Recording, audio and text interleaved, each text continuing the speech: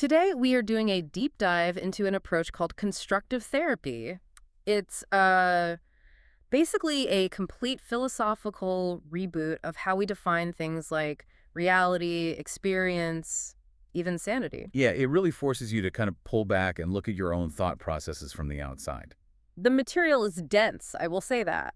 It is. It proposes that the human mind runs on this kind of dual brain structure. So our mission today is to give you the map for that. Exactly. We want to show you how these two systems, the emotional one and the rational one, how they interact, where the pitfalls are, and then, how to actually change your own reflexes. So let's start right at the beginning with the core premise. Why does someone even seek therapy? The source makes this fantastic distinction. It's not always because they have some, monstrous or bizarre worldview. Precisely. I mean, think about it. If someone has a genuinely strange internal life, but their compensation mechanisms work, they can hold a job, they have relationships, they probably won't seek help. Because it works for them. It works well enough. Their internal logic is effective, no matter how unusual it might seem to us from the outside. So the person who finally goes to a therapist isn't necessarily suffering from a faulty paradigm, but from the feeling of abnormality. That's it. They're suffering because their mental templates have just failed to keep up with the world around them. Their way of adapting isn't working anymore compared to, what's considered normal. Their habits have just hit a wall. A very hard wall called reality. And that brings us right to the next point, which is how this model redefines reality and experience itself. Okay, so first we have to just tear down the common definition of experience. Right. The source is very, very clear on this. Experience is not just what happened to you. That's a passive thing. Experience is the ability to draw conclusions from what happened, to actually change yourself so you don't repeat the bad stuff or, so you can capitalize on the good stuff. It's the change itself, not the event. It is the change. Yeah. And if that's the definition, then most of what we think is experience is. Well, it's not. You mean the artificial experience trap? Exactly. We're constantly absorbing data from books, movies, news, social media, and we mistake it for real lived experience. But it's not. It's absolutely not. It's usually designed for entertainment or to sell you something. It's distorted, it's packaged. You read 50 articles about starting a business, but if you've never actually launched one, that's not experience. And your predictions based on that will probably fail. Which gives so much weight to what the source calls the first law of psychology. Which is? Reality. Just reality. It's the fundamental base. It's the limit of all opinions. And the definition they give is, I think, just perfect. I love this one. Reality is always righter than us. And it's defined as that which does not disappear even if I turn away or close my eyes. That's such a powerful way to think about it. It means your mistakes, your suffering. It's not a moral failure. It's just a point where you argued with reality and you lost. And you will always lose that argument. So our ability to thrive really just depends on how quickly we can align our thinking with that undefeated champion. Which leads us right into the core of the model, this dual brain operating system. Yeah. Let's unpack this metaphor. We've got the animal brain, ancient, intuitive, emotional, the limbic system. All right. And then the human brain, the rational, verbal neocortex. And both are basically prediction machines, trying to predict threats, resources, outcomes. And the animal brain, it's irrational, but only in the human sense. It doesn't use words. It's all about action. It sees a situation, finds the first suitable solution from its library, and then mobilizes the body with emotion. And that library is made of holograms of events. We need to get a clear picture of what that means. Think of it as a full-spectrum, total sensory imprint. It's not just what you saw and heard. It's everything. Proprioception, where your body was in space, pain, temperature, all of it. So it's incredibly specific and detailed. Totally.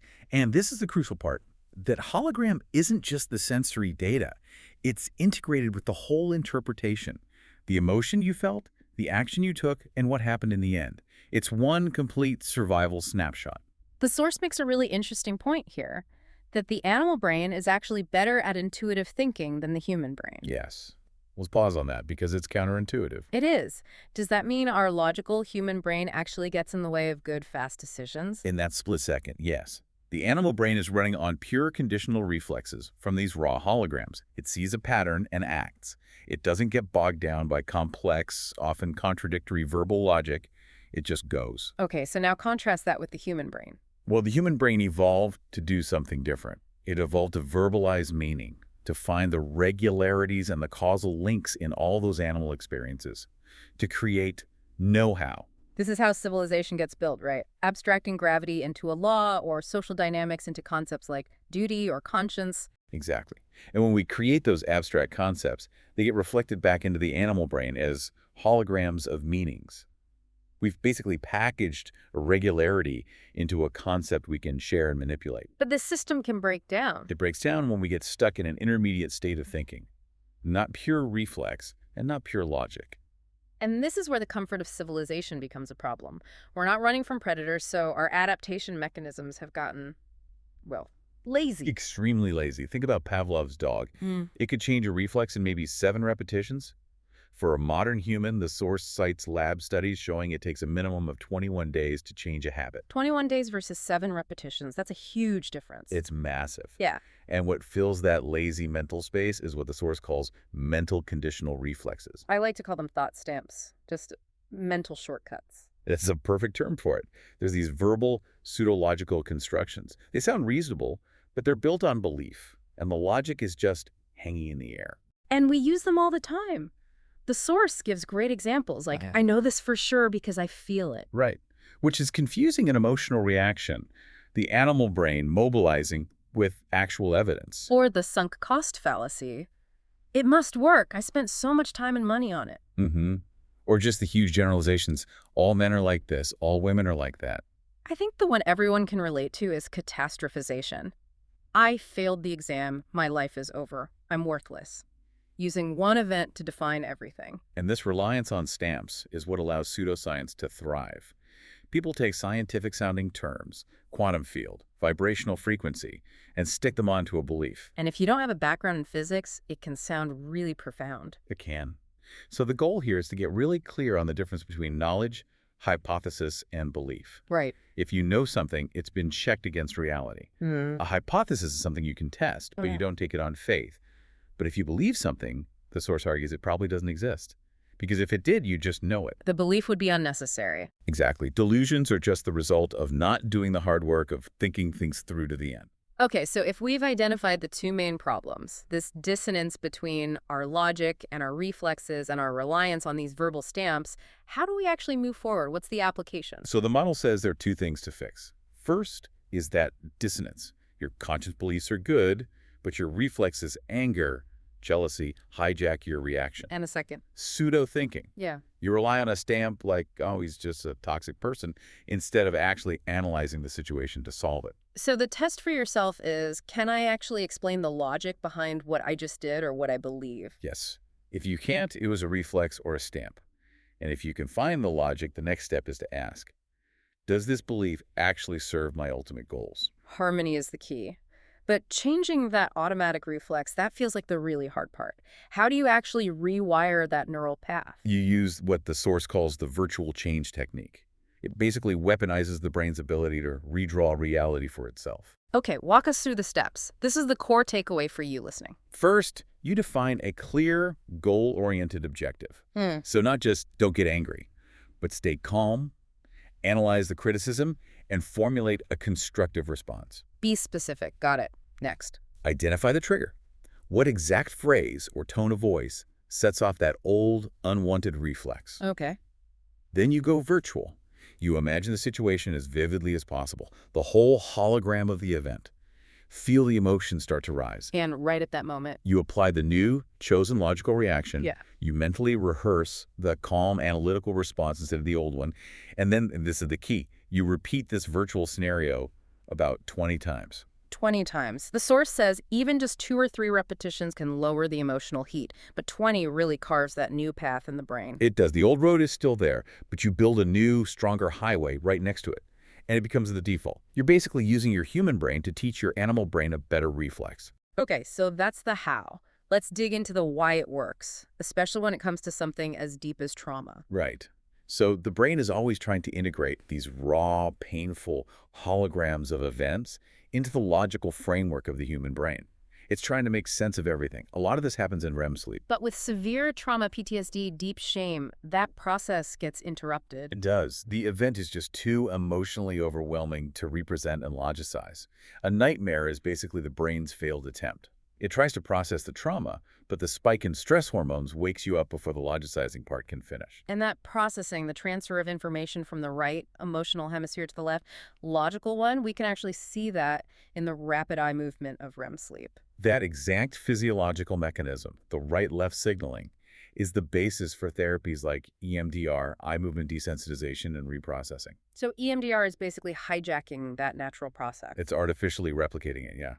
It uses those targeted eye movements to help the human brain finally process and neutralize that emotionally charged memory. That's a fascinating link. Now, let's step outside our own brains for a sec now. If we're defined by this interplay of raw experience and abstracted meaning, what does that say about AI? The third type of thinking. AI is purely statistical. It uses tokens, bits of words, and vectors for context. It just calculates the probability of which token should come next. It's finding correlations in massive amounts of data. Exactly. But here's what it's missing. It has no animal brain. It has no history of physical survival. It has no holograms of events. So it can't create holograms of meanings. It can't. It can find correlations in human text, but it can't discover a new natural regularity on its own. It mimics understanding, but it can't truly experience the concepts it uses. That feels like a very definitive limit based on this model. Okay, let's wrap up with what might be the most mind-bending fact from the source material about how our brain interacts with reality. This is the one that really pulls the rug out. We assume our brain is like a camera faithfully recording the world. It is not. Not at all. Your visual nerve gets about 160 times less raw data than a 4K monitor displays. And yet what we see is a sharp, continuous, high-def image. Because the brain is only using about 0.6% of the raw data. It's not seeing the picture, it's drawing the picture for us. It's reconstructing it based on tiny inputs and prior expectations. And the therapeutic implication here is massive. Since your brain is an artist constantly drawing your reality, it doesn't matter if a traumatic memory was 100% physically real or just imagined under extreme stress. If you believe it was real, the structure exists in your brain, and your brain can reformat it. And to find those repressed memories, the source even suggests a practical tool: muscle testing. Yeah, it's presented as a kind of physical feedback loop. The idea is that a weak muscle response to a statement indicates a kind of biological no from the subconscious, helping to narrow down the source of a conflict much faster than just talking. This has been a really comprehensive map. We've redefined experience, we've learned how to spot those verbal thought stamps, and we have a concrete technique for rewriting our own emotional reflexes. And the unifying lesson, I think, is pretty clear. You cannot simultaneously be in a state of high emotion and a state of deep logical analysis. A problem that is truly understood, broken down into its causes and effects, becomes emotionally neutral. The fear, the anger, it dissolves into understanding. So given what we've just learned, that our brain is only using a tiny fraction of raw sensory data and is mostly just drawing in the rest of our reality based on its own assumptions, ask yourself this: what ingrained belief about yourself or your limits might you be holding on to that your brain has simply drawn in for convenience rather than actually verifying it against the undefeated champion reality itself? A powerful question. We'll leave you with that to think about until the next deep dive.